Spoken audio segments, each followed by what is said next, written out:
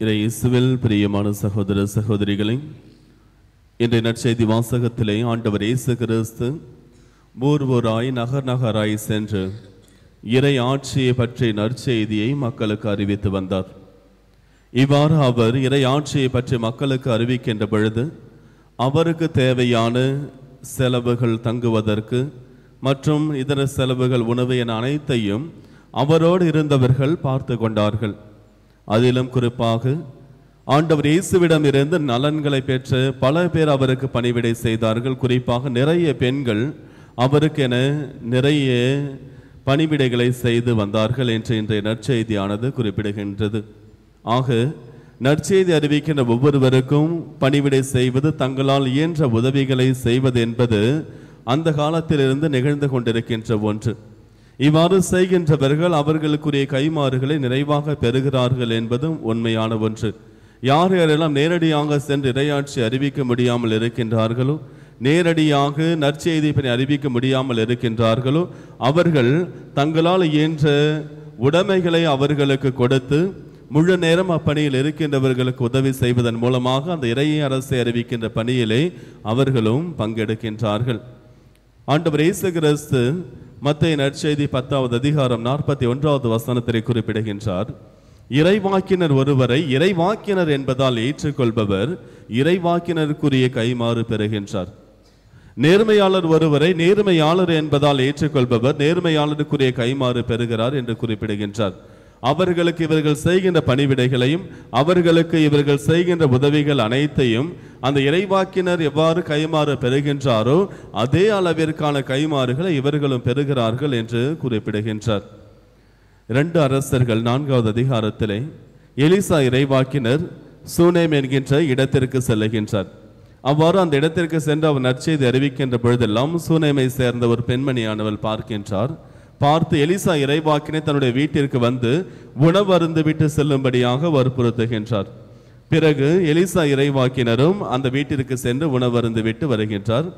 அந்த பெண்மணியானவளும் இவ்வாறு சூனேம் இடத்திற்கு வருகின்ற பொழுதெல்லாம் தான் அந்த இடத்திற்கு வந்து உணவு அருந்த வேண்டும் என்று வற்புறுத்தி கேட்டுக்கொண்டதால் எலிசா இறைவாக்கினரும் அங்கே செல்லுகின்ற பொழுதெல்லாம் அந்த வீட்டிற்கு சென்று அங்கே உணவு அருந்துவது வழக்கமாக இருக்கின்றது. பிறகு அந்த பெண்மணியானவள் தன்னுடைய கணவரிடத்திலே சொல்லுகின்றார், இந்த மனிதருக்கு, கடவுளின் மனிதருக்கு நாம் நம்முடைய வீட்டிலே ஒரு அறை ஒன்றை நாம் கட்ட வேண்டும். அவர் எப்பொழுதெல்லாம் இந்த பக்கம் வருகின்றாரோ அப்பொழுதெல்லாம் அவர் இங்கே தங்கி அவர் இளைப்பாறி செல்வதற்காக என்று நாம் ஏற்பாடு செய்ய வேண்டும் என்று தன்னுடைய கணவரிடத்திலே குறிப்பிடுகின்றார். அவரும் அதற்கு ஒத்துக்கொள்கின்றார். பிறகு அவர்களுடைய வீட்டினுடைய மேல் தளத்திலே அவருக்கு என்று தனியாக ஒரு அறை ஒன்றை அமைக்கிறார்கள். அங்கே நாற்காலி, மேசை என அனைத்தையும் அவர்கள் ஏற்பாடு செய்கின்றார்கள். விளக்கு, தண்டு என அனைத்தும் ஏற்பாடு செய்துவிட்டு எலிசா இறைவாக்கினர் வருகின்ற பொழுதெல்லாம் அந்த இடத்திலே தங்கி செல்வதற்காக என அனைத்தும் ஏற்பாடு செய்து அவரை கவனித்துக் கொள்கின்றார்கள்.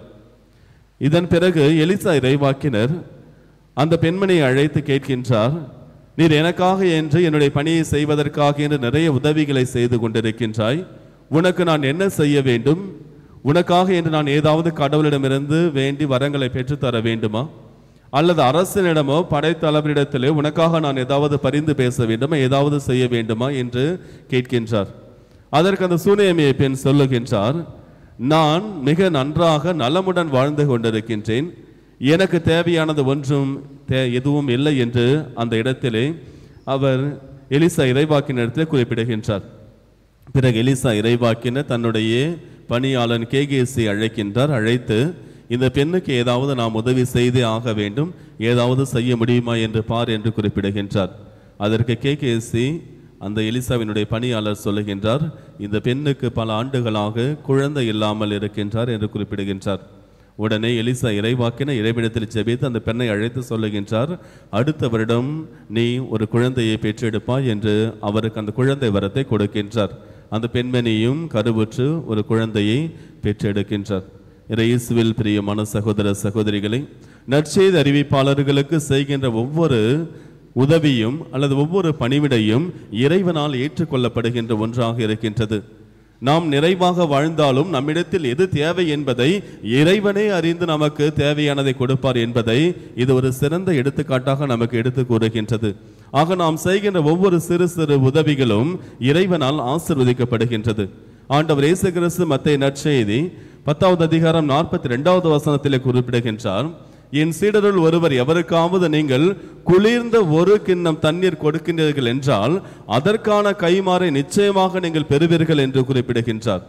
ஆகல் இறையரசை இறையாட்சி பணி செய்து கொண்டிருக்கின்ற ஒருவருக்கு நீங்கள் கொடுக்கின்ற ஒரு டம்ளர் தண்ணீரானது அந்த தண்ணீருக்காக என்ற கைமாறை நீங்கள் நிச்சயமாக பெறுவீர்கள், அந்த கைமாறு பெறாமல் போக மாட்டீர்கள் என்று ஆண்டவர் இயேசு கிறிஸ்து குறிப்பிடுகின்றார். கிறிஸ்தவர்களாகிய நம் ஒவ்வொருடைய தலையான கடமை இந்த இறையரசை அறிவிக்க வேண்டியது. திருமுழுக்கு பெற்ற ஒவ்வொருடைய கடமையும் இறையரசை அறிவிக்க வேண்டியது. இந்த இறையரசை நாம் நேரடியாக செய்யாவிட்டாலும் இந்த இறையரசு பணியில் ஈடுபட்டு கொண்டிருக்கின்றவர்களுக்கு நம்மால் உதவியை செய்கின்ற பொழுது அதற்கான கைமாறை நிச்சயமாக பெறுவோம். இறைவன் நம்மை நிறைவாக ஆசீர்வதிப்பார். ஆமீன்.